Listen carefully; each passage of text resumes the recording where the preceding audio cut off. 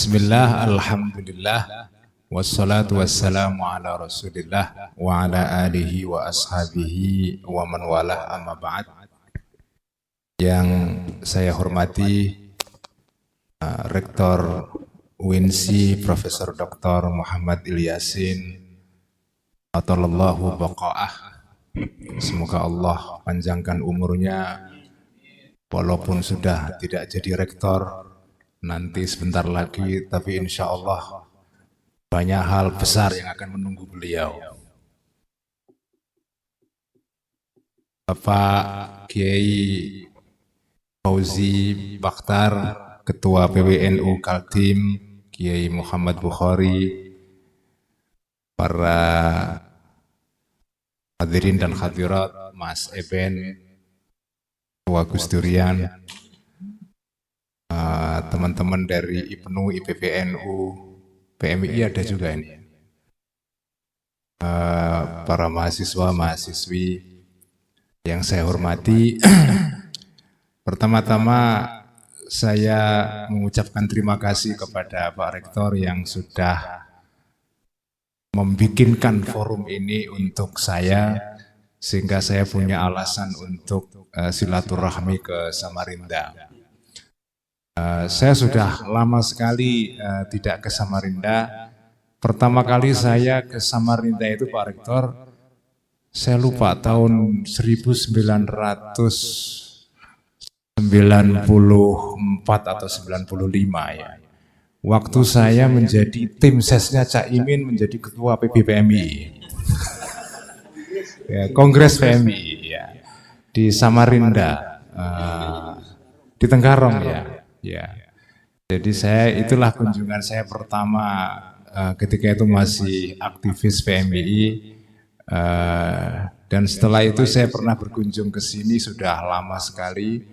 Pernah saya diundang waktu ke sini masih menjadi Stein kalau tidak salah ya, masih menjadi Stein. Dan sekarang ini saya kembali ke sini sudah menjadi universitas, menjadi UIN ya, luar biasa. Terima kasih kepada Pak Rektor yang sudah menyediakan forum ini. Sebetulnya isi ceramah saya tidak penting. Yang penting adalah saya bisa silaturahmi. Dan saya juga senang karena saya dapat kabar bahwa teman saya Profesor Mujibur Rahman, Rektor UIN Banjarmasin juga sedang ada di sini. Dan kebetulan saya juga sudah lama tidak bertemu secara muwajahah langsung dengan beliau. Dan kebetulan di sini, jadi saya senang sekali bisa datang dan saya berharap nanti bisa ketemu beliau setelah acara ini selesai. Jadi ini semua sudah kayaknya direncanakan dari sononya, dari atas ini. Dan saya juga ikut berduka atas wafatnya mahasiswi UNSI. Insya Allah seseorang yang meninggal pada saat mencari ilmu adalah mati syahid ya. Para hadirin dan hadirat, teman-teman semua yang saya cintai, mari kita bicara soal Al-Ghazali sekarang. Sebelum saya masuk ke perjalanan spiritual Al-Ghazali, saya ingin menunjukkan betapa Al-Ghazali ini meresap ya, hampir ke dalam seluruh pori-pori kehidupan umat Islam Ahlussunnah wal Jamaah, terutama di Indonesia. Al-Ghazali itu pengaruhnya itu dalam sekali, masuk ke dalam pori-pori kita, baik pori-pori kehidupan individu maupun pori-pori kehidupan sosial. Hampir seluruh aspek kehidupan kita itu sebagai Muslim saat ini itu banyak dibentuk oleh ajaran-ajarannya Imam Ghazali. Sadar atau tidak sadar? Mungkin kita tidak tahu bahwa sebetulnya kita itu dibentuk oleh Al-Ghazali. Saya akan tunjukkan beberapa pengaruh penting Al-Ghazali yang masih membentuk kita semua Muslim yang hidup saat ini. Salah satu pengaruh yang saya akan bicara mulai dari pengaruh di bidang akademis. Karena kita sekarang ada di kampus, saya akan berbicara pengaruh Al-Ghazali di dalam kehidupan akademis. Salah satu pengaruh Al-Ghazali yang penting di dalam kehidupan akademis adalah percakapan yang sampai sekarang ini belum selesai, yaitu percakapan tentang dualisme antara ilmu-ilmu agama dengan ilmu-ilmu umum. Orang yang atau sosok yang pertama kali membuat kategorisasi antara ilmu-ilmu agama dengan ilmu-ilmu umum, ya, dan kemudian berpengaruh kepada umat Islam sampai saat ini adalah Al-Ghazali. Meskipun Al-Ghazali itu sebetulnya ketika membuat kategorisasi ini tidak meniatkan itu sebagai dualisme. Hanya orang-orang yang memahaminya belakangan menurut saya agak kurang pas. Ya. Jadi di dalam kitab Al-Ihya, kitab beliau yang paling terkenal, Al-Ghazali membuat semacam taksonomi atau pembagian ilmu. Ilmu itu dibagi atas dua kelompok besar. Dalam bahasa beliau, ilmu itu ada ilmu-ilmu yang disebut dengan ulum syar'iyah, yaitu ilmu-ilmu yang sumbernya wahyu, ada ulum aqliyah, ilmu-ilmu yang sumbernya di luar wahyu. Bisa sumbernya itu pengalaman empiris, bisa sejarah, ataupun bisa penalaran murni. Jadi itu semua disebut dengan ulum aqliyah.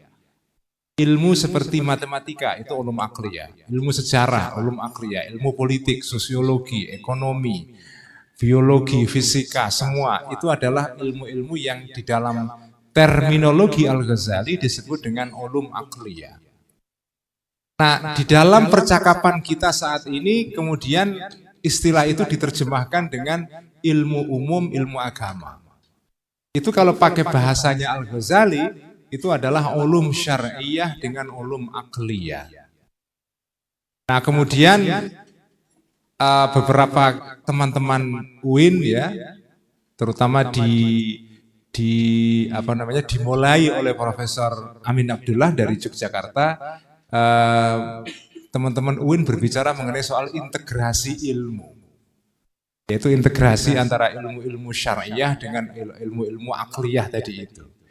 Nah, kenapa perlu integrasi? Ya karena dianggap selama ini ada dualisme. Nah, tetapi Al-Ghazali sendiri ketika membuat pembagian ilmu atas dua kelompok besar ini, sebetulnya beliau tidak memperlawankan. Karena istilah dualisme itu kan sepertinya kontradiksi. Ilmu-ilmu agama itu kontradiksi dengan ilmu-ilmu umum. Atau ilmu-ilmu agama dianggap lebih mulia daripada ilmu-ilmu yang bersifat akliyah. Jadi ada pandangan seperti itu. Nah, Al-Ghazali sendiri sebetulnya tidak membuat dualisme seperti itu. Di dalam pandangan Al-Ghazali, ilmu-ilmu akliyah itu ilmu yang juga harus dipelajari oleh umat Islam.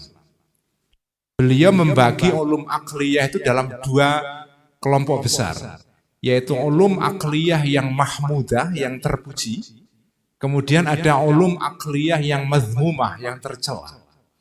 Nah, ilmu-ilmu akliyah, ya, ilmu-ilmu yang sumbernya bukan wahyu, yang mazmumah, yang tercela, itu hanya sedikit. Contoh ilmu akliyah yang tercela, yang dilarang dipelajari, itu hanya ilmu sihir. Contohnya itu ilmu sihir dan ilmu perbintangan, atau dalam bahasa sekarang ya astrologi. Ilmu nujum atau ilmu perbintangan. Kemudian ilmu sihir. Tetapi itu pun diberikan syarat. Kalau orang belajar ilmu sihir untuk bukan tujuannya untuk diamalkan, ya, tetapi tujuannya adalah justru untuk mengetahui bagaimana cara untuk menangkal ilmu ini, ya, itu tidak masalah. kalau tidak diamalkan. Atau misalnya kalau dalam contoh sekarang ini, kalau Anda mempelajari ilmu sihir sebagai objek penelitian murni, Anda belajar ilmu antropologi misalnya, kemudian sebagai objek penelitiannya Anda meneliti misalnya ya praktek perdukunan di sebuah kampung atau kawasan. Anda mempelajari ilmu perdukunan bukan untuk diamalkan, tetapi untuk dianalisis sebagai fakta sosial, bukan untuk diamalkan. Tidak dosa, tidak madmumah, karena hanya sekedar mempelajarinya sebagai fakta sosial. Nah, selebihnya ilmu ulum akliyah ini itu mahmudah, terpuji. Nah, salah satu ilmu yang akliyah yang mahmudah ini, itu ada ilmu-ilmu yang menurut Al-Ghazali menjadi syarat untuk tegaknya kehidupan manusia, yang dalam istilah beliau diistilahkan dengan qiwamud dunya, menjadi fondasi untuk tegaknya kehidupan. Nah, ilmu-ilmu akliyah yang masuk dalam kategori seperti ini, qiwamud dunya ini, mempelajarinya hukumnya fardu kifayah. Nah, contoh pertama yang dipakai oleh Al-Ghazali di dalam ilmu yang seperti ini itu adalah ilmu yang namanya kedokteran. Jadi ilmu kedokteran itu bagi Al-Ghazali wajib dipelajari oleh orang Islam secara fardu kifayah. Artinya kalau tidak ada seorang pun umat Islam yang belajar ilmu kedokteran, semuanya dosa. Kemudian yang kedua, ilmu tentang ziraah, pertanian. Itu juga fardu kifayah. Yang ketiga adalah nijaroh, pertukangan, karena Anda tidak punya nggak bisa membangun rumah kalau tidak mempelajari ilmu pertukangan. Yang keempat adalah ilmu tentang selain ziraah, nijaroh amenembikin pakaian, menenun, ya, ilmu menenun, itu juga fardu kifayah. Dengan kata lain, ilmu-ilmu yang dibutuhkan untuk membangun kehidupan ini sebagai kehidupan yang beradab dan normal, itu termasuk di dalam kategori fardu kifayah. Nah, ini semua sebetulnya menunjukkan bahwa Al-Ghazali itu tidak sedang membuat dualisme. Ketika beliau membagi pengetahuan atas dua kelompok besar, yaitu ulum syar'iyah dengan ulum akliyah, itu bukan untuk mengatakan bahwa ulum akliyah tidak penting dan tidak perlu dipelajari. Jadi sebetulnya secara konsep Al-Ghazali itu sudah mengintegrasikan pada dasarnya. Hanya pembaca kitab Ihya belakangan itu memisahkan. Jadi ini kesalahannya bukan pada Al-Ghazali, tapi kepada orang-orang yang membaca Al-Ghazali. Jadi kalau sekarang UIN sudah punya prodi ulum akliyah, itu sudah sesuai dengan Al-Ghazali, Pak Rektor. Sedang proses ya. Jadi kalau misalnya suatu saat UIN punya prodi ilmu kedokteran misalnya, atau teknik, atau ilmu matematika, ya itu semua adalah bagian dari ilmu-ilmu yang dalam pandangan Al-Ghazali disebut sebagai ilmu yang wajib dipelajari secara fardu kifayah. Ini pengaruh pertama. Pengaruh kedua dari Al-Ghazali yang sampai sekarang ini masih mempengaruhi cara berpikir kita adalah konstruksi Al-Ghazali mengenai hubungan antara agama dan kekuasaan.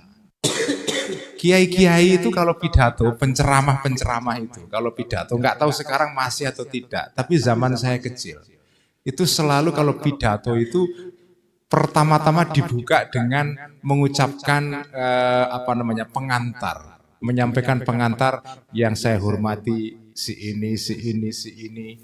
Kemudian nanti dalam penutupnya misalnya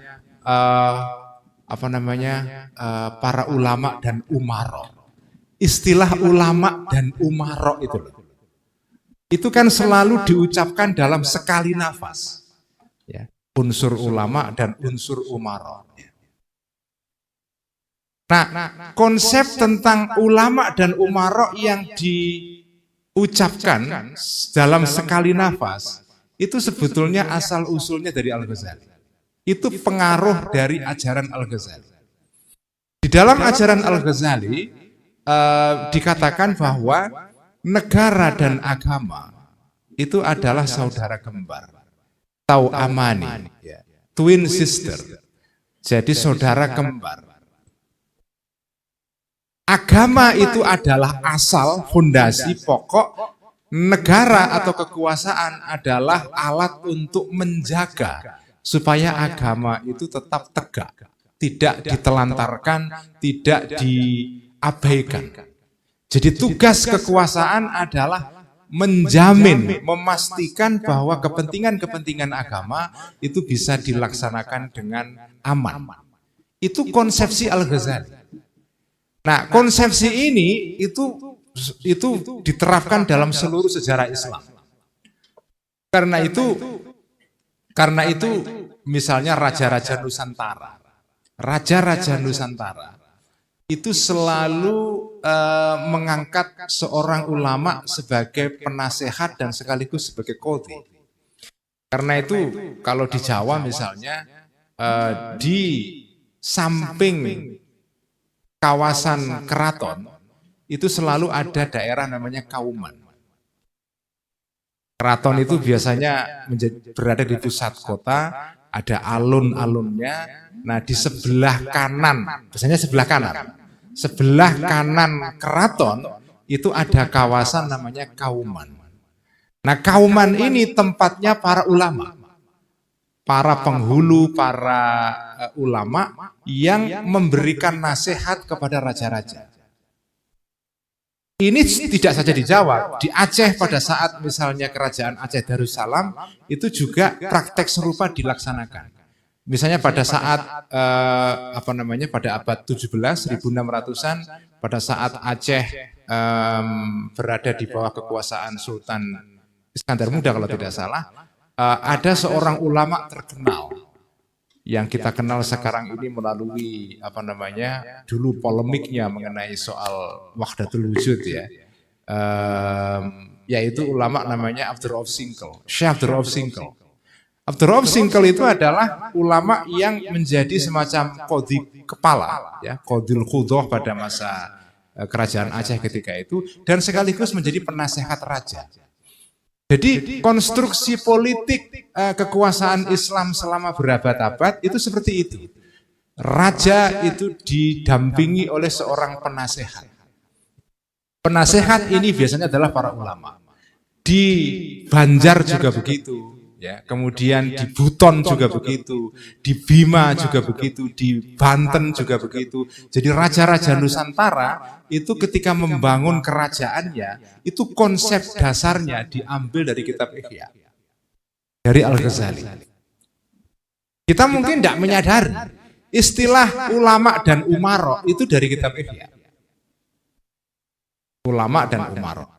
Nah, Al-Ghazali itu mempunyai konsepsi yang menarik yang kemarin kita masukkan di dalam rekomendasi musyawarah alim ulama dan Ponbes PBNU atau NU di Asrama Haji. Di sana dalam rekomendasi ada poin tentang hubungan antara ulama dan penguasa yang ideal itu seperti apa. Nah, dalam rekomendasi itu dirumuskan hubungan yang merujuk kepada kitab Ihya. Al-Ghazali itu membuat konsepsi tentang hubungan antara penguasa dengan ulama itu di dalam konsep tentang 3 jenis politik. Politik pertama disebut dengan politik para nabi-nabi, yaitu siyasatul anbiya. Politik kedua adalah politik para raja-raja dan sultan, siyasatul muluk wassalatin. Politik ketiga adalah politiknya para ulama. Jadi ulama pun menurut Al-Ghazali harus berpolitik. Cuma politiknya beda dengan politiknya raja-raja dan para sultan. Nah, politiknya para nabi-nabi adalah politik yang tidak mungkin ditiru oleh generasi setelahnya. Karena nabi ini makhluk istimewa Kanjeng Nabi itu politiknya menggabungkan antara siyasatul ulama wal muluk.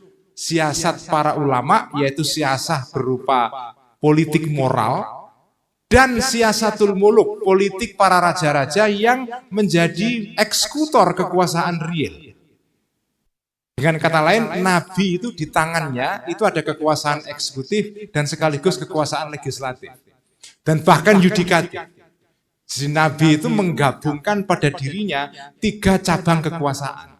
Dengan kata lain, pada diri Nabi tidak ada pembagian kekuasaan dalam pengertian trias politika. Tidak ada. Tapi itu hanya pada Nabi tok. Al-Ghazali sendiri itu mengatakan tidak mungkin ditiru. Makanya kalau ada raja-raja kok meniru Nabi dengan menolak trias politika, alasannya, wah saya itibak kepada kanjeng Nabi. Ya. Itu kalau dalam bahasa Arab rok suka, endasmu itu. Rok suka. Oh kamu bukan Nabi kok. Ikut-ikut Nabi, tidak bisa. Al-Ghazali sendiri mengatakan tidak mungkin. Setelah Nabi wafat, politik harus dipisah. Tugasnya ulama beda dengan tugasnya para sultan dan raja-raja. Karena tidak mungkin menggabungkan antara 2 otoritas ini. Hanya para nabi-nabi yang mungkin melakukan penggabungan itu. Karena itu setelah kanjeng Nabi, politik dibagi 2. Siasatul muluk wassalatin dan siasatul ulama. Siasatul muluk wassalatin tugasnya adalah menegakkan keadilan. Iqamatul adli bainan nas. Itu konsepsi Al-Ghazali. Tugas raja-raja memastikan keadilan itu ditegakkan di masyarakat. Kalau ada orang melakukan tindakan mengganggu hak-hak orang lain, dia harus dihukum.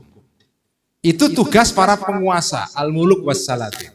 Ulama punya juga tugas berpolitik. Politiknya disebut dengan istilah Al-Ghazali, siasatul wa'zi wal irsyad. Politik memberikan masukan, memberikan pendapat, memberikan kritik jika penguasa ini menyeleweng. Makanya di dalam konsepsi politik tradisional, ya, itu selalu raja-raja Islam itu didampingi oleh para ulama. Itu sebetulnya terjemahan dari ajaran Al-Ghazali. Kita sadar atau tidak sadar, kauman itu, ya, daerah kauman di dalam kawasan kerajaan-kerajaan Nusantara, itu sebetulnya adalah terjemahan spasial, terjemahan dalam bentuk ruang dari ajaran Al-Ghazali mengenai siasatul ulama dan siasatul muluk wassalatin. Ini adalah pengaruh-pengaruh Al-Ghazali. Sekarang saya mau masuk kepada tema kita. Perjalanan spiritual Al-Ghazali. Al-Ghazali ini seperti kita tahu, ini ulama yang hidupnya itu menarik untuk dijadikan bahan film sebetulnya. Karena ada tikungan-tikungan yang tidak terduga-duga. Umumnya ulama itu kehidupannya datar-datar saja. Yang mengalami kehidupan yang penuh dengan tikungan itu sedikit. Salah satunya Al-Ghazali. Al-Ghazali ini semula adalah ulama dalam pengertian normal, yaitu ulama, ya ulama seperti yang kita pahami sekarang ini, yaitu ulama yang mengajarkan ilmu-ilmu agama. Itu Al-Ghazali. Al-Ghazali itu Anda tahu ya, Al-Ghazali itu hidup pada abad ke-5 Hijriah karena beliau lahir tahun 450 Hijriah, meninggal 505. Jadi beliau itu kalau menurut kalender Hijriah umurnya 55. Tapi kalau kalender Masehi itu umurnya 52. Jadi umurnya tidak panjang Al-Ghazali itu. Dalam umur yang sependek itu, dalam ukuran sekarang itu pendek itu 52. Saya udah 57 sekarang. Itu dalam umur yang hanya 52 tahun beliau mengarang banyak karya yang mengubah dunia Islam. Dahsyat sekali, ini namanya ilmu yang barokah ya seperti ini. Ilmu pendek tapi bermanfaat. Ya. Ada orang yang umurnya panjang nggak berbuat apa-apa. Nah, kita semoga tidak diberikan umur yang seperti itu. Kita kepinginnya punya umur panjang dan barokah. Nah, itu kepinginnya begitu. Nah, Al-Ghazali ini kebetulan umurnya pendek tapi barokah. Nah, Al-Ghazali itu mula-mula ya ulama, tumbuh sebagai ulama dalam pengertian yang biasa, yaitu mempelajari ilmu-ilmu syariat, ilmu-ilmu agama. Ilmu pertama yang beliau pelajari tentu saja ilmu fikih, ilmu hukum Islam. Guru beliau yang paling terkenal adalah Imam Haramain Al-Juwaini, Imamul Haramain atau Al-Imamul Juwaini. Ya. Ini ulama yang terkenal sekali sebagai salah satu ulama yang berjasa melakukan sistematisasi terhadap madhab Syafi'i. Itu Imam Haramain, gurunya Al-Ghazali. Beliau itu berjasa karena berkat beliaulah, di tangan beliau madhab Syafi'i yang semula terserak-serak itu kemudian disistematisir melalui karya beliau yang tebalnya luar biasa, mungkin sekitar 30 jilid ya. Judulnya Nihayatul Matlab fi Dirayatil Madhab. Itu tebal sekali. Buku ini, kitab ini itu menjadi kitab yang menjadi kitab yang menjadi fondasinya madhab Syafi'i. Nah, Al-Ghazali kemudian sebagai murid meneruskan proyek gurunya ini, melakukan sistematisasi atas madhab Syafi'i itu dengan karya-karya beliau di bidang fikih. Jadi Al-Ghazali itu sebelum tampil sebagai sufi, sebetulnya beliau ini seorang ahli fikih pada umumnya. Beliau menulis 3 karya fikih penting. Ada versi yang panjang, yang yang komprehensif, namanya Al-Basit, ya. Al-Basit, kemudian agak sedikit pendek namanya Al-Wasit, kemudian diringkaskan dalam karya yang lebih pendek namanya Al-Wajiz. Nah, karya Al-Wajiz ini, tulisan Al-Ghazali mengenai fikih mazhab Syafi'i ini, kemudian yang membentuk seluruh pelajaran tentang fikih Syafi'i di seluruh dunia Islam.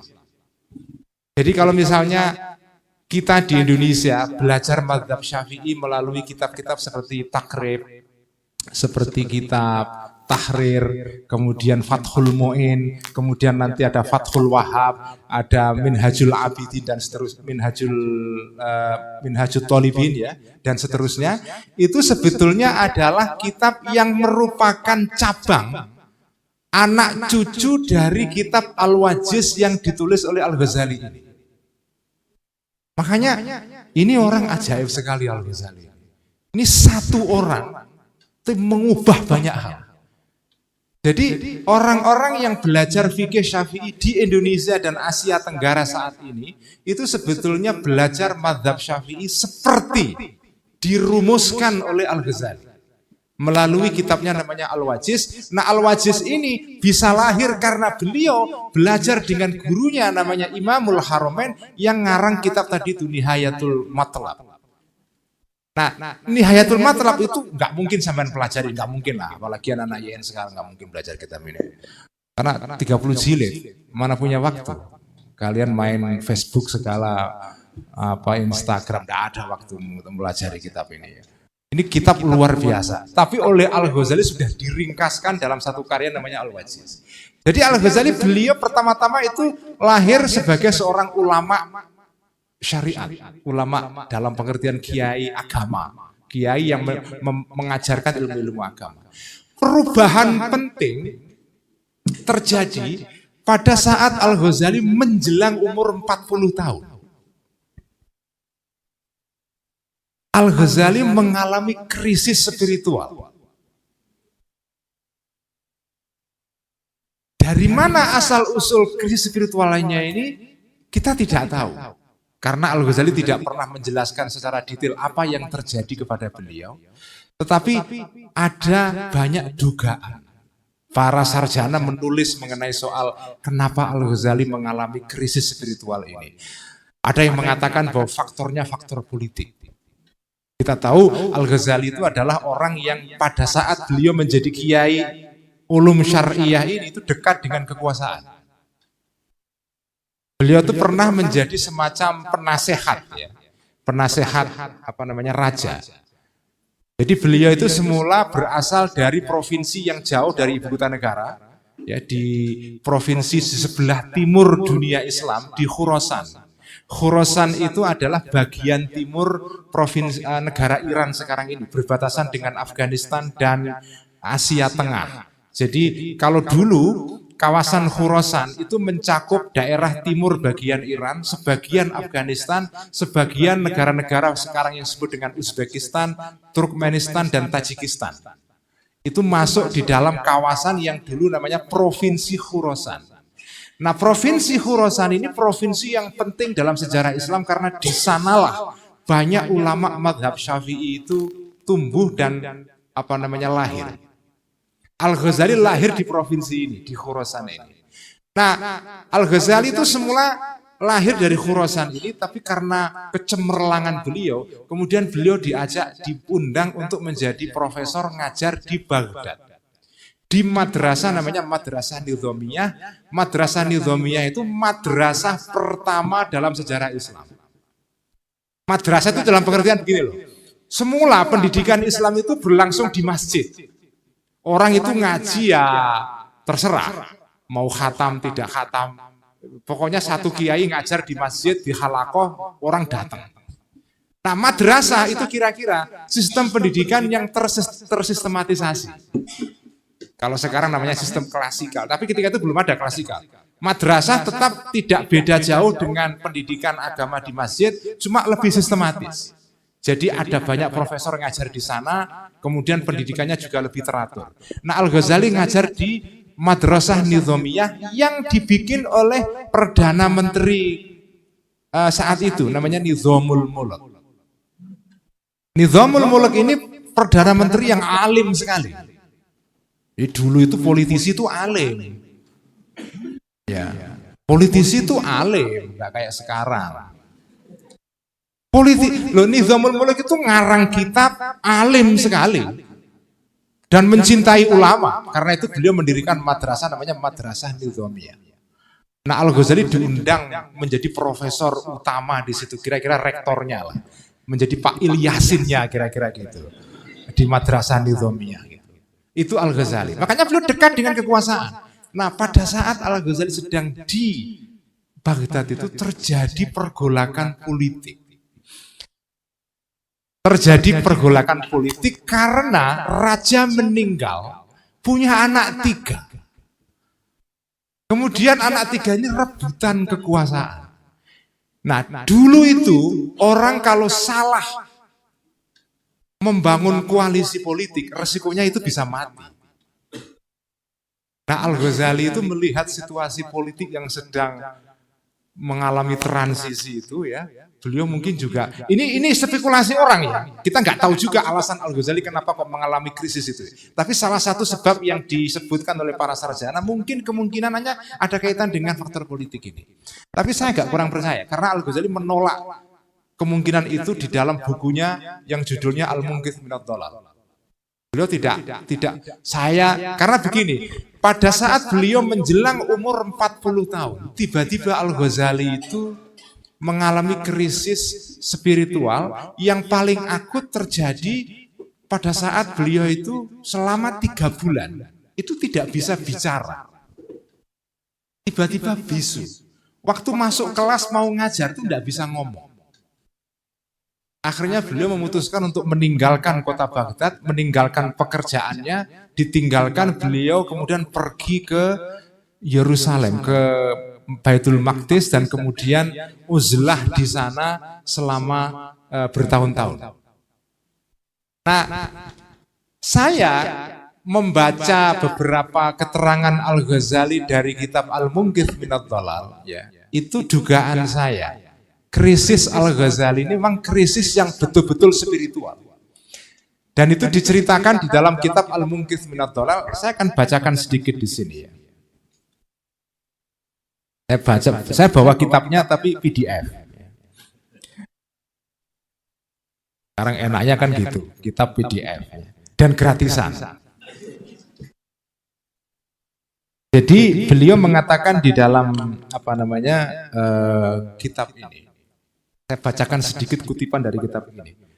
Wa qad kana ta'attushu ila darakil haqa'iqi ila daraki haqa'iqil umuri da'bi wa daidani. Sejak saya muda, itu upaya mencari hakikatnya segala sesuatu, kebenaran yang hakiki, itu menjadi kebiasaan saya. At-ta'atush, apa? At-ta'atush itu kehausan. Haus mencari substansi yang paling substansi. Kebenaran yang hakiki dari segala hal. Itu merupakan kebiasaanku sejak muda. At-ta'atush ila daraki haqaiqil umur. Itu kata-kata Al-Ghazali. Jadi beliau itu sejak muda memang orang yang selalu mencari sumber kebenaran yang paling hakiki. Beliau bercerita, saya ini melihat orang-orang yang mencari kebenaran, ya, itu dibagi atas 3 kelompok besar. Ada orang yang mencari kebenaran, ya, itu melalui apa yang disebut dengan ilmu kalam. Ilmu teologi. Al-Ghazali mempelajari ilmu teologi sedalam-dalamnya. Bahkan beliau mengarang kitab dalam bidang akidah, dalam bidang ilmu kalam. Yang paling terkenal adalah Kitabul Iqtisad fil I'tiqad. Saya sudah mempelajari ilmu teologi ini sampai sedalam-dalamnya, tapi saya tidak mendapatkan kepuasan. Yang kedua, ada orang yang mencari kebenaran melalui jalan filsafat. Saya mempelajari filsafat sedalam-dalamnya. Sehingga beliau mengarang kitab dalam bidang filsafat, judulnya adalah Maqasidul Falasifah. Saya berkesimpulan, kebenaran tidak bisa dijumpai melalui filsafat. Kemudian, yang terakhir, ada jalan kebenaran melalui jalan yang disebut dengan jalan batin, yaitu jalan tasawuf. Nah, jalan inilah yang membuat Al-Ghazali itu puas. Dia merasa bahwa jalan kebenaran yang paling bisa diandalkan itu adalah jalan para sufi-sufi. Apa bedanya jalan sufi, filsafat, dan tasawuf? Jalan para, sebetulnya ada jalan keempat yang disebut dengan jalan orang-orang batiniyah, orang-orang kebatinan, yaitu pengikut madhab Syiah Ismailiyah. Saya nggak akan terangkan karena terlalu panjang. Saya akan terangkan 3 ini. Ada jalan para ahli teologi, jalan para ahli filsafat, dan terakhir jalan para ahli tasawuf. Perbedaannya di mana? Orang yang belajar mencari kebenaran melalui jalan teologi, itu bagi Al-Ghazali, jalan ini tidak membawa kepada hakikat kebenaran. Yang disebut dengan kebenaran di sini adalah kebenaran mengenai Tuhan, mengenai Allah Subhanahu wa taala. Para ahli ilmu kalam itu membahas Tuhan itu melalui rasio. Melalui akal. Kalau Anda pelajari ilmu kalam dalam sejarah Islam, itu adalah ilmu yang seluruhnya ingin membuktikan adanya Tuhan dan sifat-sifat Tuhan, tindakan-tindakan Tuhan melalui argumentasi yang bersifat rasional, yang disebut dengan jalan burhan atau pemikiran yang rasional. Nah, bagi Al-Ghazali, ya jalan ini itu dibutuhkan, tetapi itu tidak memuaskan. Kata Al-Ghazali dalam kitab Ihya begini, orang itu sebaik-baik orang yang beragama itu ya orang beragama yang sehari-hari, yang orang biasa itu. Karena orang-orang yang orang awam itu, yang kita sebut orang awam, itu sebetulnya orang-orang yang imannya itu kadang-kadang melebihi imannya para sarjana. Karena keikhlasannya itu kadang-kadang luar biasa. Kanjeng Nabi itu ketika mendidik para sahabatnya, itu tidak dididik untuk menjadi ahli teologi, enggak. Ya dididik menjadi orang beragama yang ikhlas, ibadah dengan sebaik-baiknya, tanpa pamrih apapun. Nah, saya sering menyerupakan orang yang beragama yang ideal itu ya seperti sosok ibu-ibu kita di kampung. Belajar agama, melaksanakan agama dengan ikhlas, taat luar biasa, ilmunya tidak dalam tapi keikhlasannya dalam. Kata Al-Ghazali, orang seperti inilah orang beragama yang ideal. Hanya saja, kata Al-Ghazali, kadang-kadang ada situasi tidak normal. yaitu ada keraguan-raguan yang berkembang di masyarakat. Orang mempertanyakan soal Islam, soal argumen ketuhanan, muncul ini, muncul itu. Nah, ini perkembangan ini kadang-kadang bisa mengganggu imannya orang awam. Orang awam kalau menghadapi situasi keraguan-raguan dalam masyarakat karena perkembangan teknologi, karena perkembangan macam-macam, itu mereka tidak punya senjata untuk mempertahankan diri. Nah, disitulah pada saat terjadi situasi tidak normal dibutuhkan ahli teologi. Jadi ilmu kalam itu kata Imam Ghazali itu seperti pasukan militer.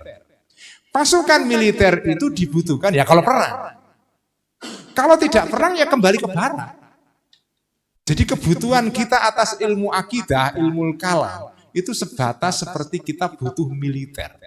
Kalau tidak sedang ada perang, tidak ada keraguan-raguan masalah akidah di masyarakat, maka mereka kembali ke barak ngajar di UIN dan IAIN.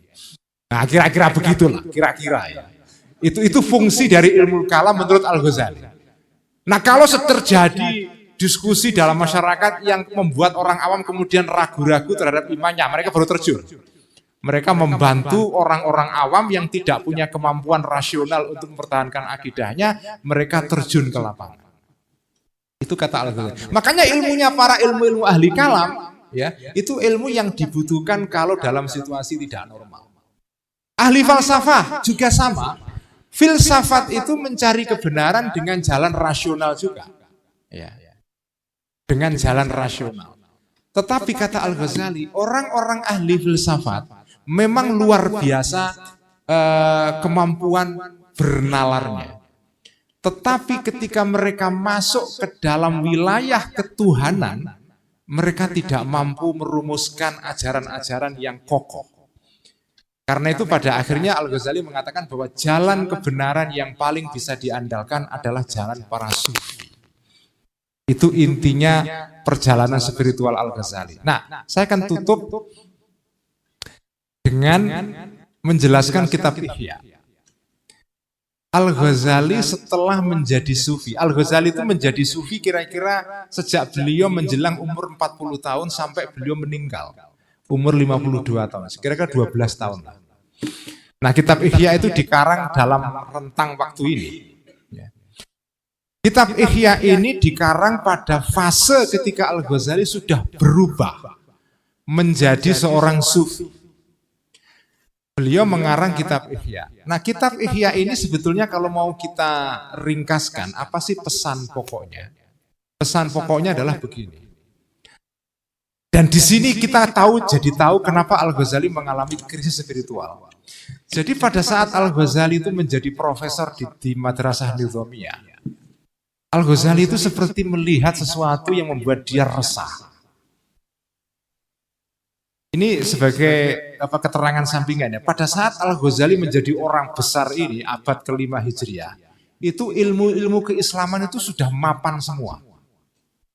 Ilmu fikih, ilmu hadis, ilmu tafsir, ilmu akidah, ilmu tasawuf, semua ilmu-ilmu alat, nahwu, soroh, balaghah itu semua sudah jadi disiplin-disiplin yang mandiri.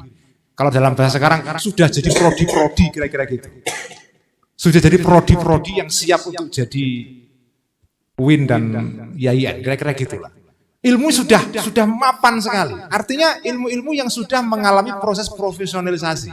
Profesional. Ada ulama yang ahli ilmu ini, ilmu itu dan segala macam. Ada takhasus dan segala macam. Nah, cuma Al-Ghazali melihat hal yang sangat janggal. Ini orang-orang ini belajar ilmu-ilmu ini, itu untuk apa sejatinya?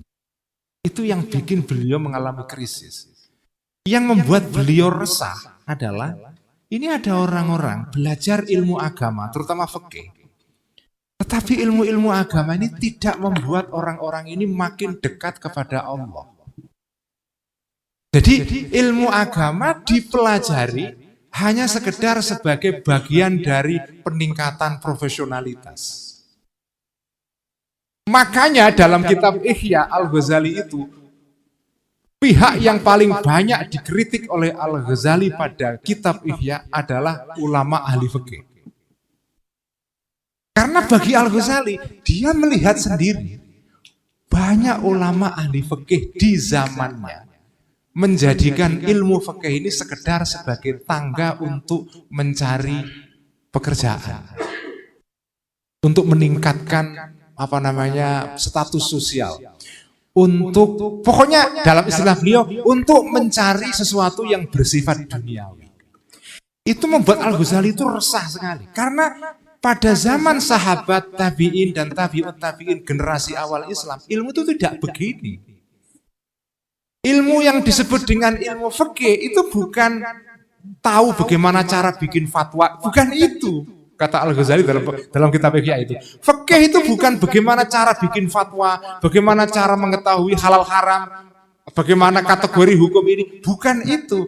Yaitu semua penting, tapi itu hanya wasilah saja. Tujuan ilmu-ilmu yang disebut ilmu fikih itu adalah menunjukkan jalan kepada akhirat. Karena itu Al-Ghazali menciptakan istilah, ada namanya istilah ulama usu. Ulama yang jahat kalau bahasa sekarang. Jahat gitu ya. Apa itu ulama jahat? Ulama jahat adalah ulama yang menjadikan ilmunya sekedar sarana untuk mencari status sosial dan keuntungan-keuntungan yang bersifat material. Itu menggelisahkan Al-Ghazali. Makanya beliau itu berkeputusan, ini tidak bisa ini. Saya dengan ngajar di Madrasah Nizamiyah ini sudah menjadi bagian dari ekosistem yang toksik ini, kira-kira gitu. Ekosistem yang sudah kotor ini. Saya harus melakukan, kalau istilah orang-orang kiri itu, saya melakukan delinking. Saya memutuskan diri dari lingkaran setan ini. Karena itu beliau memutuskan meninggalkan mengajar posisinya sebagai profesor di Madrasah Nizamiyah. Ini bukan sesuatu yang mudah. Jadi profesor kok pergi.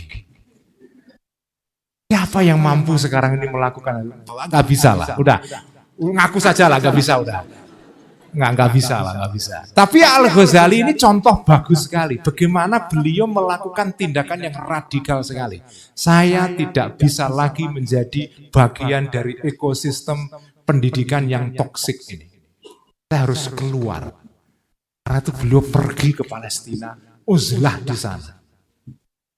Itu intinya kitab Ihya itu. Makanya disebut dengan Ihya Ulumiddin, menghidupkan kembali ilmu-ilmu agama, karena ilmu agama pada zaman Al-Ghazali mati semua, dijadikan sekedar sarana untuk meningkatkan status sosial, mencari kekayaan material. Itulah secara ringkas perjalanan seperti Al-Ghazali. Semoga bermanfaat bagi teman-teman di sini. Assalamualaikum warahmatullahi wabarakatuh. Ya, terima kasih banyak Gus Ulil. Saya kira menarik sekali ya, bagaimana Kiai Ulil, Gus Ulil mengupas tentang Al-Ghazali gitu ya. Mulai dari soal posisi penting Imam Al-Ghazali dalam konteks keindonesiaan kita, bahkan dalam konteks individu kita ya sebagai umat Islam gitu, tadi disampaikan dengan sangat baik saya kira. Lalu kemudian bagaimana Imam Al-Ghazali mengintegrasikan gitu ya. Jadi bukan membagi dan kemudian menghadap-hadapkan sebenarnya ya Gus ya, antara ilmu agama atau yang kita sebut sebagai ulum ad-diniyah gitu ya, atau ulum asyariyah dengan ulum ilmu-ilmu agama, ilmu-ilmu umum gitu. Lalu kemudian Gus Ulil mengulas bagaimana kemudian perjalanan ruhani atau perjalanan sufistik Imam Al-Ghazali sampai kemudian beliau meninggalkan Universitas Nizamiyah yang itu sangat prestisius waktu itu ya, sebagai tempat menuntut ilmu atau perguruan tinggi yang sangat hebat di zamannya gitu.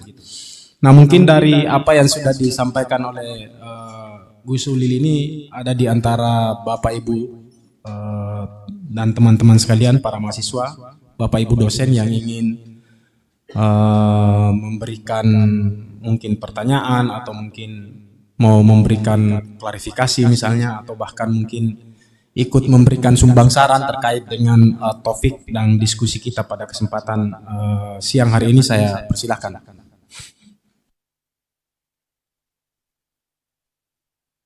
Ada yang mau komentar?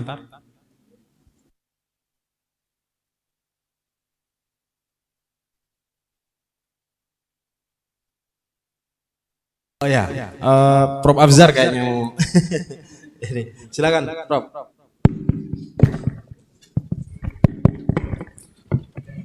Assalamualaikum warahmatullahi wabarakatuh. Yang sama-sama kita takzimi Kiai Ulil Absar Abdallah. Alhamdulillah pada akhirnya masuk kampus lagi setelah, kalau nggak salah tahun 2000-an Pak Kiai di kampus 1 sempat ceramah di radio waktu itu. Iya, 2002 kalau nggak salah. Iya, lumayan Pak Kiai. Baik, saya ingin bertanya sedikit terkait sejarah perjalanan Imam Al-Ghazali, yang kami pahami bahwa pada akhirnya ketika Imam Al-Ghazali wafat, lalu kemudian salah satu muridnya menuliskan kitab Tahafut Ibnu Rushdi dan menyanggah terutama dalam 3 hal pendapat Al-Ghazali yang mengkufurkan para filosof dalam 3 pendapat itu. Tapi sampai sekarang, mohon maaf jika salah, mohon diluruskan Pak Yai, tanggapan terhadap tanggapan kepada Imam Al-Ghazali mungkin perlu diungkap kembali, jadi supaya tidak terjadi bias. Jadi seolah-olah kalau Ibnu Rushdi itu seolah-olah pandangan Al-Ghazali tentang filsafat itu keliru besar. Nggih Pak, mohon pencerahan. Itu yang pertama. Yang kedua, terkait sejarah Imam Al-Ghazali tadi, yang dalam sejarah beliau wafat dalam usia yang relatif masih sangat muda, di usia 50 tahun lebih. Dan kalau mengingat tadi penjelasan bahwa salah satu kegelisahan Al-Ghazali yang berada dalam komunitas ilmuwan yang matre barangkali Pak Kiai. Ini kan boleh dikata ini sangat menyinggung barangkali ya sebagian besar dosen lah kalau gitu ya. Anggaplah kita sekarang berada pada komunitas itu, dan saya yakin Imam Al-Ghazali kan seorang wali ya, beliau ulama besar, sehingga beliau tahu usianya mungkin udah menjelang itu, sehingga di penghujung usianya lalu beliau berhijrah ke Sufi. Apakah bisa saya katakan begitu Pak Yai? Jadi karena beliau sudah tahu usianya sangat pendek, lalu kemudian di akhir perjalanan ilmunya beliau kemudian memilih jalan kesufian, sampai pada tingkat ma'rifatnya beliau mengatakan, saya sudah mengetahui asrarun ilahiyah, rahasia-rahasia Tuhan, lalu kemudian Tuhan memanggilnya dalam situasi seperti itu. Mohon pencerahan Pak Yai. Assalamualaikum warahmatullahi wabarakatuh. Iya, terima kasih Prof Afzar. Saya kira ada 2 pertanyaannya. Jadi pertama terkait dengan tahafut gitu ya, sebagai bantahan dari tahafut al-falasifahnya Al-Ghazali yang ditulis oleh Ibn Rushd gitu ya. Lalu kemudian yang kedua, tahapan tasawufnya itu apakah karena memang Imam Al-Ghazali sudah sadar diri bahwa ini sudah di akhir hayatnya, lalu kemudian masuk ke ke arena sufistik atau ke perjalanan ruhani beliau yang terakhir gitu ya. Mungkin masih ya, silakan Bu.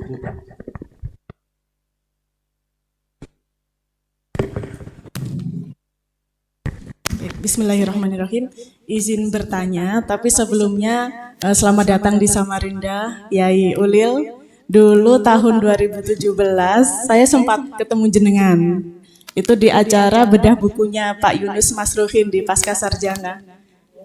Ya. Ya.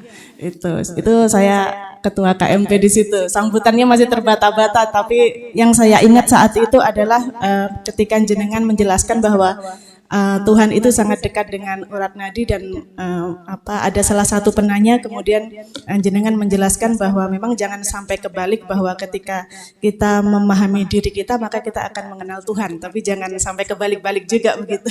Nah, di sini yang ingin saya tanyakan bahwa kebetulan di sini banyak mahasiswa. Nah, sehingga bagaimana mungkin kiat-kiat atau nilai-nilai sufistik atau nilai-nilai zuhud begitu dari Al-Ghazali ini bisa diimplementasikan oleh para mahasiswa yang memang masih muda. Mungkin juga nanti bisa mungkin diceritakanlah bagaimana masa mudanya Imam Al-Ghazali begitu dalam mencari pencarian sampai ke sufistik begitu. Masa mudanya bagaimana? Mungkin itu saja. Terima kasih. Masih ada nggak? Ya. Silakan, Ustaz.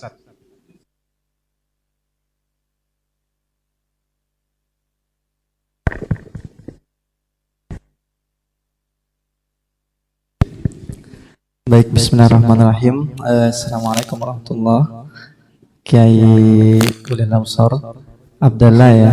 Alhamdulillah pada kesempatan ini bisa bertatap muka langsung dengan Pak Kiai. Jadi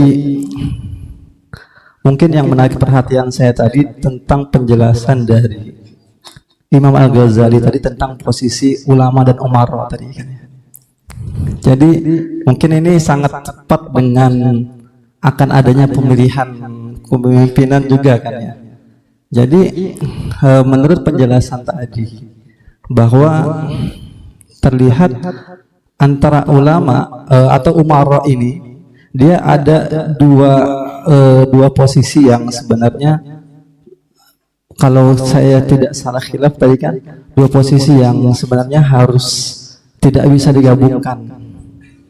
Namun tadi juga dijelaskan bahwa di dalam madrasah Nizam tadi bahwa beliau juga seorang tokoh dan juga beliau juga seorang ulama dan juga beliau juga seorang sultan pada masa itu kan ya. Nah, lalu sementara posisi ulama ini kalau kita lihat dari kehidupan itu, apakah posisi ulama ini memang seseorang yang mendeklarasikan dia sebagai ulama atau memang masyarakat yang membentuk dia sebagai ulama? Oke. Dan kemudian itu juga Pak Kiai, jadi apakah seorang ulama ini mungkin secara simpelnya itu bisa kita katakan apakah ulama bisa jadi umara, atau walaupun ulama menjadi umara dia mesti ada seseorang yang dia mesti di bawah naungan seorang ulama seperti itu. Jadi mungkin minta tanggapan dari Kiai Ulil Absar. Terima kasih. Assalamualaikum.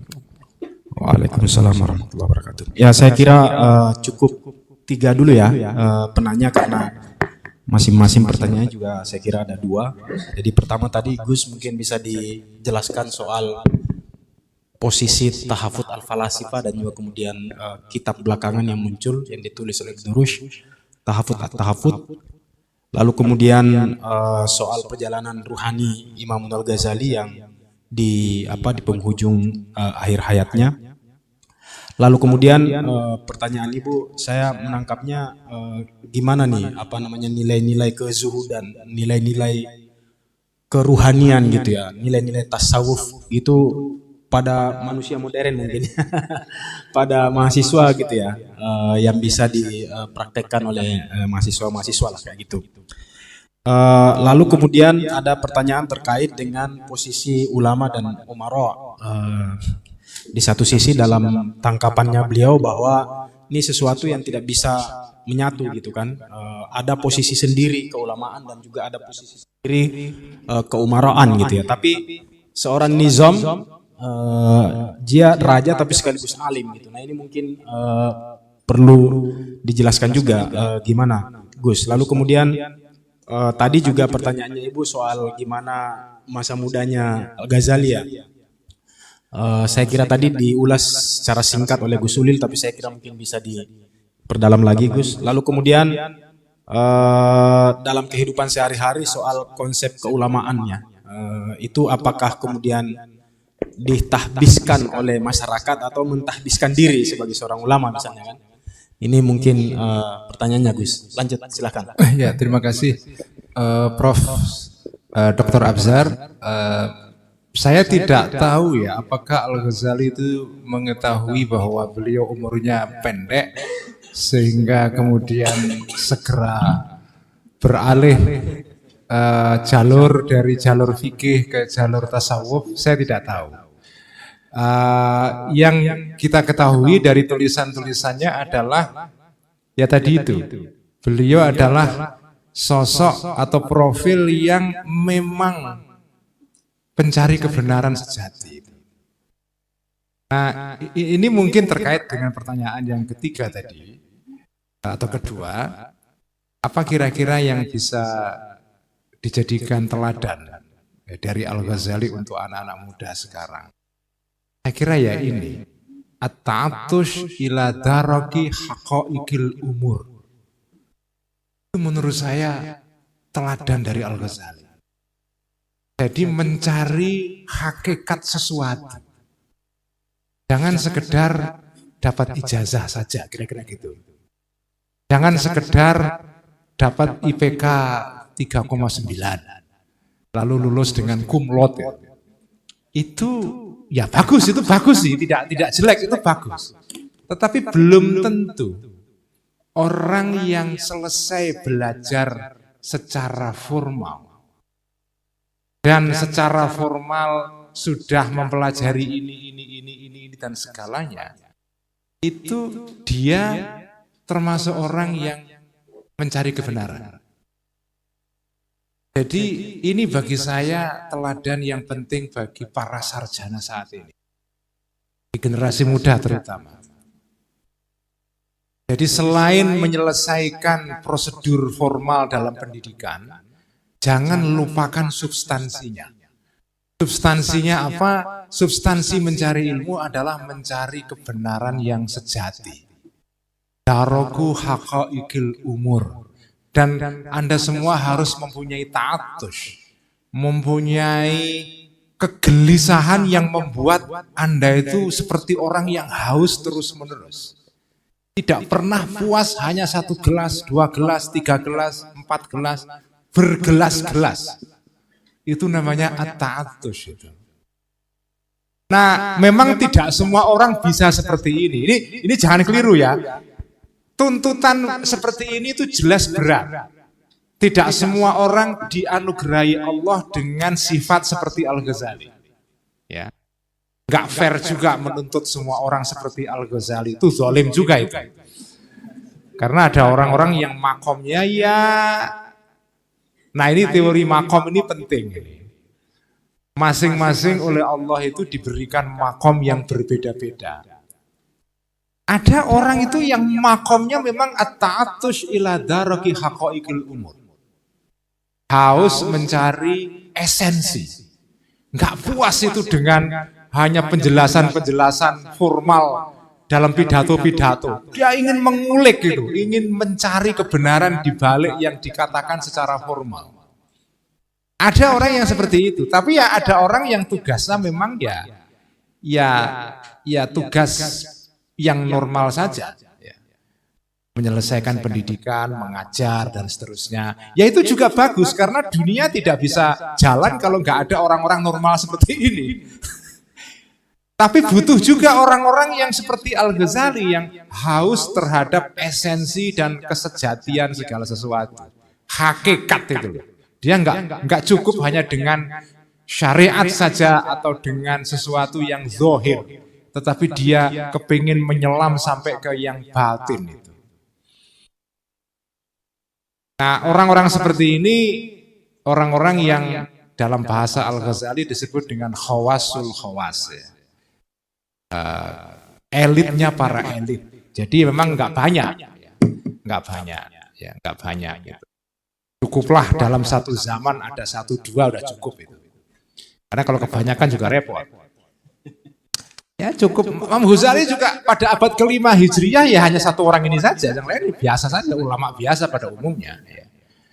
Ya, tetapi walaupun orang seperti Al-Ghazali itu jarang, tapi minimal itu ya kita meneladani sedikit lah. Gitu.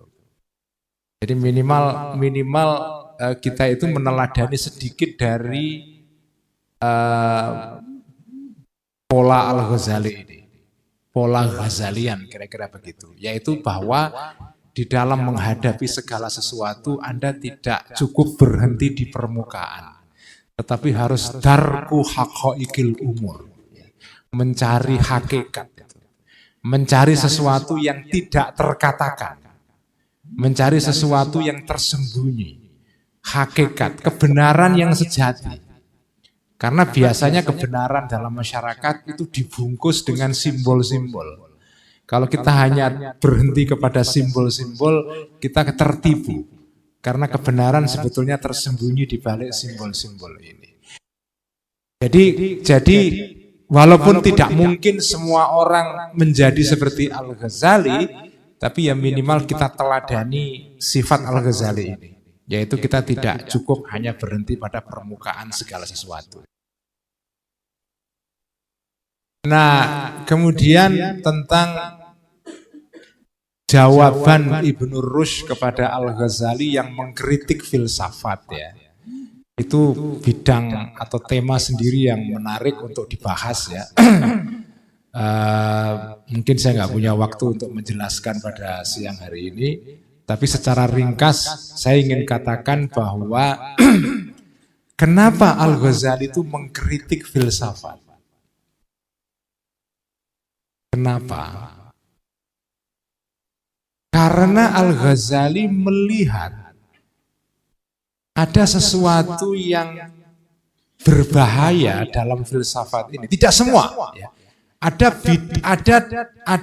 aspek tertentu, tidak semuanya. Jadi yang dikritik oleh Al-Ghazali tidak semua cabang dalam filsafat. Tapi hanya filsafat yang berkaitan dengan masalah ketuhanan. Menyangkut akidah. Nah, Al-Ghazali itu mengkritik filsafat karena kita tahu filsafat yang dipelajari di dunia Islam itu sumbernya dari Yunani. Nah, filsafat Yunani ini ada bagian-bagian yang bisa diterima, seperti misalnya ilmu fisika, ekonomi. Karena pada saat itu yang disebut dengan filsafat itu adalah induk segala ilmu. Jadi ilmu matematika, logika, fisika, biologi, kimia, itu semua filsafat. Nah, filsafat-filsafat yang bersifat non-ketuhanan, ya, filsafat yang membahas mengenai fisika, biologi, kimia, matematika, logika, ilmu ekonomi, ilmu politik, itu semua oke. Ilmu-ilmu yang berkaitan dengan masalah-masalah di luar masalah ketuhanan, boleh kita mempelajari filsafat. Tetapi yang masalah ketuhanan, kita punya akidah sendiri. Yang asal-usulnya dari Nabi. Nah, di sini kenapa Al-Ghazali itu mengkritik filsafat. Jadi yang dikritik oleh Al-Ghazali hanya filsafat yang berkaitan dengan akidah ketuhanan. Karena itu Al-Ghazali misalnya mengkritik akidahnya orang Yunani, filosof Yunani yang mengatakan bahwa dunia ini abadi. Dunia ini abadi. Bahwa ya dunia ini abadi, tidak ada awal, tidak ada akhir. Nah, ini kan pandangan yang tidak bisa diterima dalam konsepsi akidah Islam. Karena dalam Islam dunia itu diciptakan oleh Allah. Nah, kalau diciptakan berarti ada permulaannya. Kalau dunia itu abadi berarti nggak ada permulaannya. Itu kritiknya Al-Ghazali. Tetapi jawaban Ibnu Rushd menarik juga. Masuk akal. Ibnu Rushd mengatakan Al-Ghazali salah paham. Al-Ghazali itu menganggap bahwa keabadian dunia itu seolah-olah bahwa itu bertentangan dengan akidah tentang adanya Tuhan. Ibnu Rushd mengatakan itu keliru pandangan Al-Ghazali seperti itu. Kenapa? Karena arti keabadian dunia itu begini. Ini sebagai perbandingan ya, contohnya ya. Seperti lampu dan sinarnya. Oke. Kalau Anda menghidupkan lampu melalui saklar, ya, Anda ceklekkan saklar itu, lalu lampu hidup. Ketika lampu hidup, kemudian langsung muncul cahaya dari lampu itu. Nah, lampu dengan cahaya, itu mana yang lebih dulu?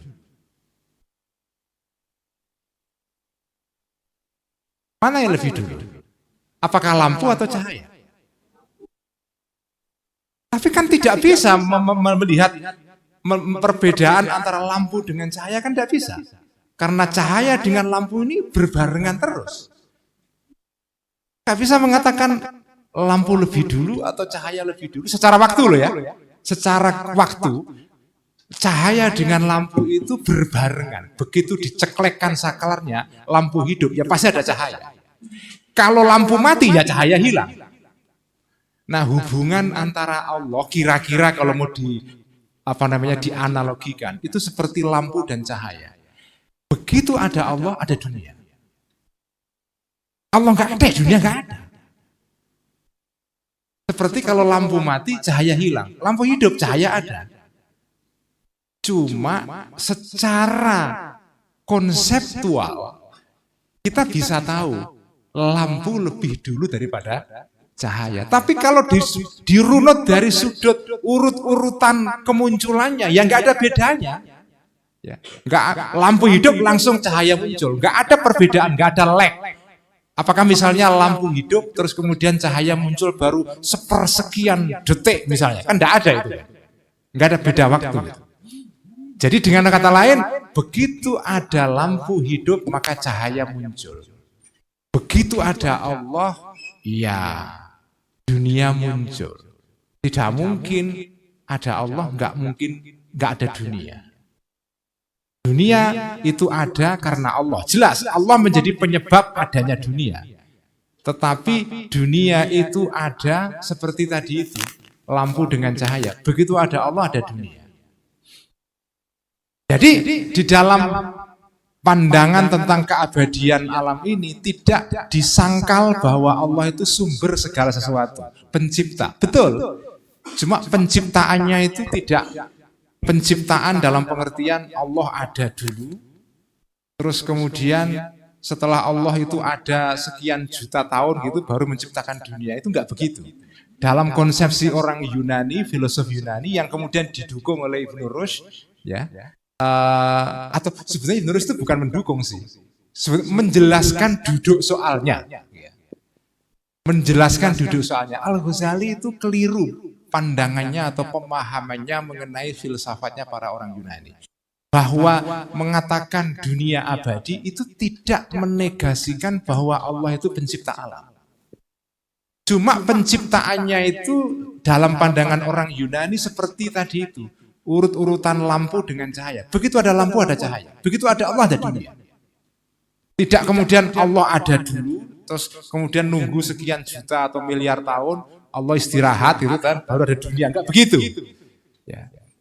Karena bagi mereka, bagi orang-orang Yunani itu, kalau Anda katakan Allah itu ada dulu, Allah diam, terus setelah dia memutuskan, oh saya putuskan pada detik ini saya menciptakan dunia. Pertanyaannya, kenapa kok di detik itu? Kenapa enggak di detik lain? Nanti kalau di detik lain juga bisa ditanyakan lagi, kenapa di detik itu tidak di detik yang satunya lagi? Jadi pandangan orang-orang beragama seperti orang-orang Asy'ariyah, akidah Asy'ariyah yang diikuti oleh Al-Ghazali bahwa Allah itu ada dulu baru ada dunia, itu tidak masuk akal. Yang lebih masuk akal adalah begitu ada Allah ada dunia. Sebagaimana ada lampu ada cahaya. Itu pandangan para filosof yang dikritik oleh Al-Ghazali. Kalau bagi saya sebagai orang Muslim, saya lebih berpihak pada Al-Ghazali. Karena lebih konsisten dengan akidah kita. Allah itu menciptakan alam itu dengan kehendak bebas. Karena itu Allah mempunyai sifat namanya iradah. Maha berkehendak. Karena kalau kita mengkonseptualisasikan, membayangkan, berpandangan bahwa cara penciptaan dunia oleh Allah seperti lampu dan cahaya, itu seperti Allah tidak punya pilihan. Begitu ada Allah, langsung ada dunia. Kayak terpaksa. Karena munculnya cahaya dari lampu itu tidak ada faktor kehendak dari lampunya. Itu seperti proses yang mekanistik gitu. Tidak melibatkan iroda. Sementara Allah itu punya sifat namanya iroda. Allah itu punya kehendak bebas. Allah itu tidak seperti lampu. Memang kalau lampu, begitu lampu hidup, cahaya muncul. Tidak ada pilihan bagi lampu untuk misalnya, nggak maulah. Saya nggak mau saya hidup kemudian ada cahaya. Nggak bisa. Begitu lampu hidup ya cahaya muncul. Itu proses yang mekanistik. Nah Allah itu kan tidak mekanistik. Allah itu murid. Allah itu berkehendak. Karena itu saya lebih membela Al-Ghazali karena lebih konsisten dengan akidah kita. Itu kenapa Al-Ghazali mengkritik para filosof. Tapi di bidang-bidang non-ketuhanan tidak masalah. Bahkan Al-Ghazali mengatakan begini. Ini kritik Al-Ghazali yang bagi saya keren sekali. Dia mengatakan antara lain begini. Kalau ada orang atas nama agama menolak ilmu matematika hanya gara-gara ilmu ini datang dari orang Yunani, orang seperti ini lebih berbahaya bagi orang Islam daripada orang kafir. Karena orang yang seperti ini bisa membuat kesan kepada publik bahwa seolah-olah agama anti pengetahuan. Hanya gara-gara pengetahuan itu datang dari orang lain yang non-muslim. Jadi kalau ada orang menentang ilmu fisika, fisika pada zaman itu bagian dari filsafat. Kalau ada orang menentang hukum Archimedes dengan alasan bahwa ini hukum dari orang-orang Yunani yang non-muslim, kita tolak. Orang seperti ini lebih berbahaya kepada agama Islam daripada orang kafir sendiri. Karena menciptakan persepsi yang keliru seolah-olah berislam itu harus menolak pengetahuan. Itu kata Al-Ghazali di dalam kitab Al-Munqidh minadh Dhalal. Itu persis dengan mencerminkan keadaan sekarang. Ini kan ada sekarang orang-orang yang hanya menolak segala hal yang datang dari barat semata-mata karena dari barat. Tidak dilihat dulu hakikatnya. Al-Ghazali membedakan, dilihat dulu ilmu yang datang dari luar itu apa dulu. Kalau ilmu-ilmu ini yang sifatnya non-akidah, enggak masalah. Ilmu pendidikan, enggak apa-apa kita belajar kepada orang-orang Amerika tentang bagaimana menyusun kurikulum, ya, menyusun, itu kan ilmu teknis saja. Bagaimana cara membuat mesin, itu kan ilmu yang netral. Bagaimana cara membuat pabrik, bagaimana mengelola inflasi misalnya. Itu ilmu-ilmu yang sifatnya kan netral. Tidak masalah sampai belajar dari manapun. Yang bermasalah adalah akidah. Karena kita sudah punya akidah sendiri. Itu keren sekali. Saya menganjurkan teman-teman kalau yang punya tadi itu at-ta'attush ila daraki haqaiqil umur, ya. Kalau ada mahasiswa di sini yang seperti itu, saya anjurkan membaca kitab Al-Munqidh minadh Dhalal. Terjemahannya sudah ada, ya. Kalau mau memahami kitab ini silakan menyimak pengajian saya, karena saya sudah pernah mengaji kitab ini setahun full khatam. Setahun full khatam tahun 2018 sebelum pandemi. 1 tahun saya ngaji kitab ini khatam. Ada di YouTube semuanya. Al-Munqidh minadh Dhalal, silakan kalau mau tertarik bisa mendengarkan rekamannya di sana. Ada sekitar mungkin ya 100-an ceramah ya. Bisa Anda ikuti. Yang pertanyaan berikutnya soal ulama tadi ya. Apakah ulama itu tidak boleh jadi penguasa? Boleh saja. Dalam Islam banyak sekali ulama yang menjadi penguasa. Tetapi kalau ulama sudah jadi penguasa, dia tidak boleh kemudian berprinsip, aku ini ulama dan sekaligus penguasa, jadi saya tidak butuh ulama yang lain. Lalu menganggap dirinya seperti Nabi, saya melakukan fungsi siasatul muluk dan sekaligus siasatul salatin. Gak bisa. Makanya Umar bin Abdul Aziz itu ulama besar, alim sekali. Tetapi Umar bin Abdul Aziz, karena dia sudah jadi penguasa, dia tetap butuh masukan-masukan, kritik-kritiknya para ulama. Itu sebabnya kenapa dia ngundang rutin Hasan al-Basri. Disuruh ke istana, bukan untuk dikooptasi, bukan, tapi untuk dimintakan masukan-masukan. Jadi kalau ulama sudah menjadi penguasa, fungsinya sebagai ulama untuk sementara memang harus berhenti. Dia lebih fokus jadi penguasa. Untuk keulamaannya dia harus meminta orang lain memberikan masukan dan mengangkat atau menjadikan ulama sebagai partnernya. Dan tidak boleh hanya gara-gara dia ulama dan sekaligus penguasa lalu berprinsip dalam hal ini saya mau meniru Kanjeng Nabi. Saya tidak butuh lagi ulama karena saya sudah ulama. Jadi Ki Ma'ruf Amin, Ki Ma'ruf Amin itu tidak boleh kemudian dia merasa karena dirinya sudah ulama, karena pernah jadi Rois Am PBNU, menjadi ketua umum MUI, lalu menjadi wapres, terus saya ulama dan sekaligus penguasa, saya nggak butuh lagi ulama. Saya sendiri ulamanya udah cukup. Itu tidak bisa. Tidak bisa. Yang bisa begitu hanya Kanjeng Nabi. Hanya Kanjeng Nabi. Setelah Kanjeng Nabi, semua orang harus berbagi kekuasaan. Kalau kamu kebetulan jadi eksekutif, ya sudah eksekutif saja. Tugas kamu adalah iqamatul adli bainan nas. Kamu harus dibantu oleh ulama yang mengingatkan kamu kalau kamu melakukan kesalahan di dalam iqamatul adli bainan nas. Itu maksudnya pembagian politik atas 3 jenis tadi itu. Dan bagi saya ini konsepsi yang keren sekali. Nah, kitab Ihya ini problemnya, Bapak dan Ibu sekalian. Kitab ini banyak dikaji di pesantren. Memang dikaji banyak di pesantren, tapi menurut saya kurang dikembangkan. Hanya dipahami semata-mata sebagai kitab tasawuf. Ya memang kitab Ihya itu kitab tasawufnya Al-Ghazali yang paling penting. Tetapi di dalam kitab Ihya banyak konsep-konsep yang kalau kita kembangkan bisa menjadi, misalnya ini yang saya bayangkan, bisa menjadi teori ekonomi baru.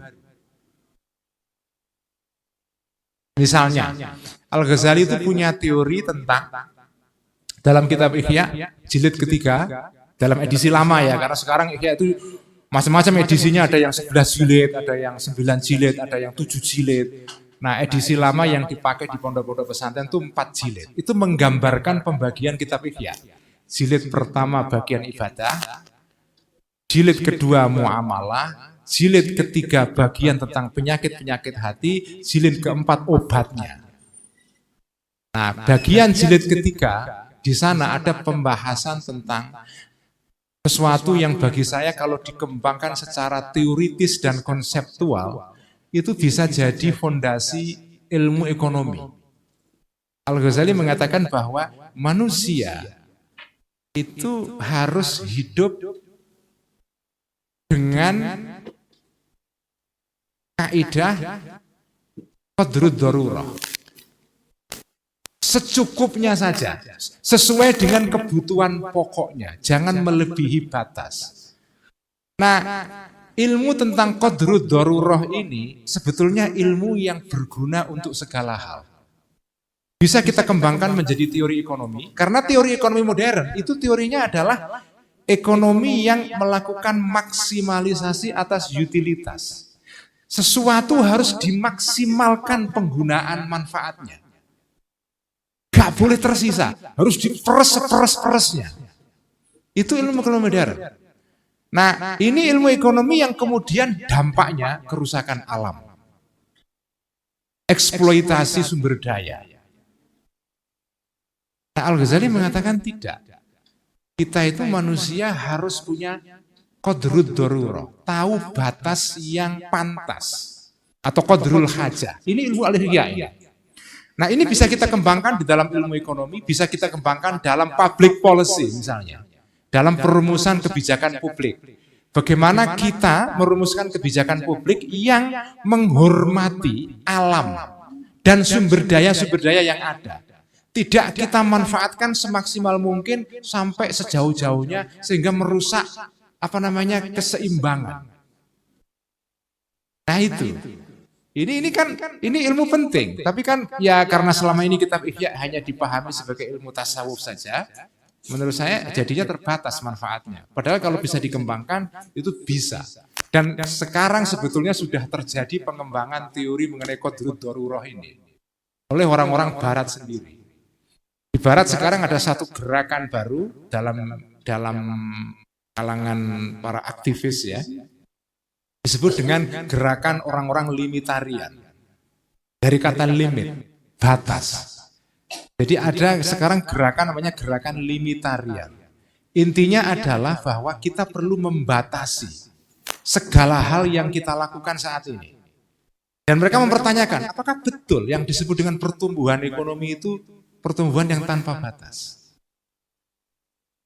Nah, sekarang gerakan-gerakan ini punya memang masih terbatas pengaruhnya, tapi punya konsepsi yang bagi saya menarik untuk dikembangkan untuk menata ulang kehidupan kita sekarang ini. Misalnya ambil contoh ya, apakah masuk akal batas atau gap antara gaji bos paling tinggi CEO dengan pekerja paling bawah yaitu misalnya office boy? Itu kalau sekarang ini Anda hitung jurang antara gaji pegawai paling bawah dengan pegawai paling tinggi di dalam perusahaan modern itu bisa 10.000 kali lipat. Pertanyaannya apakah itu normal? Apakah itu manusiawi misalnya? Itu salah satu pertanyaan orang-orang limitarian. Bosnya digaji misalnya gajinya 400 juta, sementara OB-nya hanya 700.000 misalnya. Itu berarti kan sampean tidak mengenal qadrud darurah itu, enggak mengenal batas.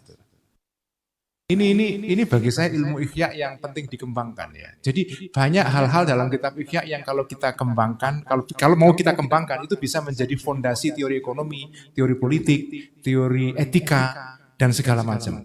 Tidak sekedar hanya menjadi tasawuf dalam pengertian lama. Jadi tantangan kita adalah bagaimana menjadikan tasawuf itu sebagai oksigen yang masuk ke dalam seluruh sistem kehidupan sekarang. Tidak tasawuf itu artinya bertarekat, ikut tarekat itu enggak. Tasawuf itu artinya adalah seperti oksigen, seperti udara. Masuk ke ilmu ekonomi, masuk ke ilmu politik, ilmu sejarah, ilmu administrasi, semuanya itu masuk ke sana. Karena pada dasarnya tasawuf itu seperti roh yang bisa masuk kemana-mana. Saya kira itu. Terima kasih. Assalamualaikum warahmatullahi wabarakatuh.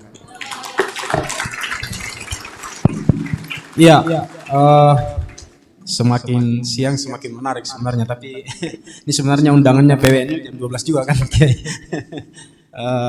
Jadi saya kira kita tidak melanjutkan diskusi kita. Cukup sesinya. Mudah-mudahan nanti kita masih punya waktu untuk muajalah langsung dengan Gus Ulil ya. Tapi kalau mau terus mengikuti pengajiannya ya ada sekarang yang di YouTube gitu ya, yang sudah tersedia banyak sekali video-video beliau dan juga bisa mengikuti live YouTube-nya juga beliau ya, yang pengajian-pengajian beliau terkait dengan Al-Ghazali. Saya kira kita mengucapkan terima kasih yang sebesar-besarnya kepada Kiai Ulil yang berbagi pengetahuan yang luar biasa kepada kita semua. Dan sebelum kita akhiri, ada pemberian dramata dari Bu Insih ya ke Pak Yai. Disilahkan ke Prof. Afzal.